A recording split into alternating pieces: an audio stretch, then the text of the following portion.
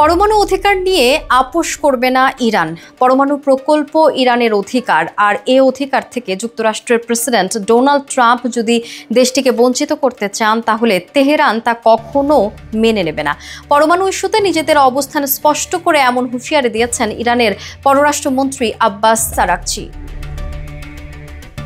এদিকে কাতারের রাজধানী দোহায় যুক্তরাষ্ট্র এবং ইরানের মধ্যে সংলাপ শুরু হয়েছে। সংলাপে মধ্যস্থতাকারী হিসেবে কাজ করছে ওমান। এই ইস্যুতে সাংবাদিকদের সঙ্গে মতবিনিময়কালে আরাকচি বলেন, যদি এই আলোচনার লক্ষ্য হয় ইরানকে তার পরমাণু অধিকার থেকে বঞ্চিত করা, তবে তা কখনো মেনে নেবে না ইরান, এবং নিজের অধিকারের ব্যাপারেও আমরা আপোষ করব না। ইরানের পরমাণু প্রকল্প নিয়ে বিগত বেশ কয়েক বছর ধরেই ব্যাপক অস্বস্তিতে রয়েছে যুক্তরাষ্ট্র। ওয়াশিংটনের অভিযোগ, ইরানের পরমাণু প্রকল্পের মূল উদ্দেশ্য পারমাণবিক বোমা বানানো।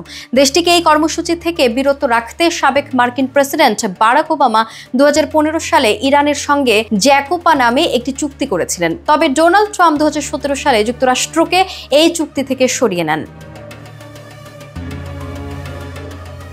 চুক্তিটি অকার্যকর হয়ে যাওয়ায় নতুন করে ইরান তার পরমাণু প্রকল্পে মনোনিবেশ করে। গত ফেব্রুয়ারির শেষ দিকে পরমাণু শক্তির ব্যবহার পর্যবেক্ষণ বিষয়ক আন্তর্জাতিক সংস্থা অ্যাটমিক এনার্জি এজেন্সি জানিয়েছিল, ইরান 60% বিশুদ্ধ ইউরেনিয়াম মজুত করছে।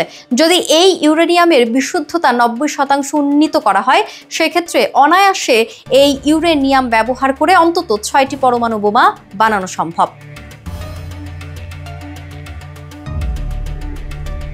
আইআইএ এর প্রতিবেদনের পর সচেতন হয় যুক্তরাষ্ট্র প্রশাসন। ট্রাম্প নিজে ইরানের সঙ্গে সরাসরি সংলাপের আহ্বান জানিয়ে দেশটির সর্বোচ্চ নেতা আয়াতুল্লাহ আলী খামেনিকে চিঠি দেন।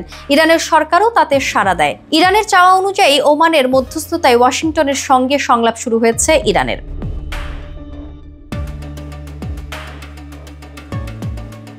সংলাপ নিয়ে আরাকচি বলেন, ইরানের প্রতিনিধি দল খোলা মন নিয়ে দোহায় আলোচনা করতে গেছেন।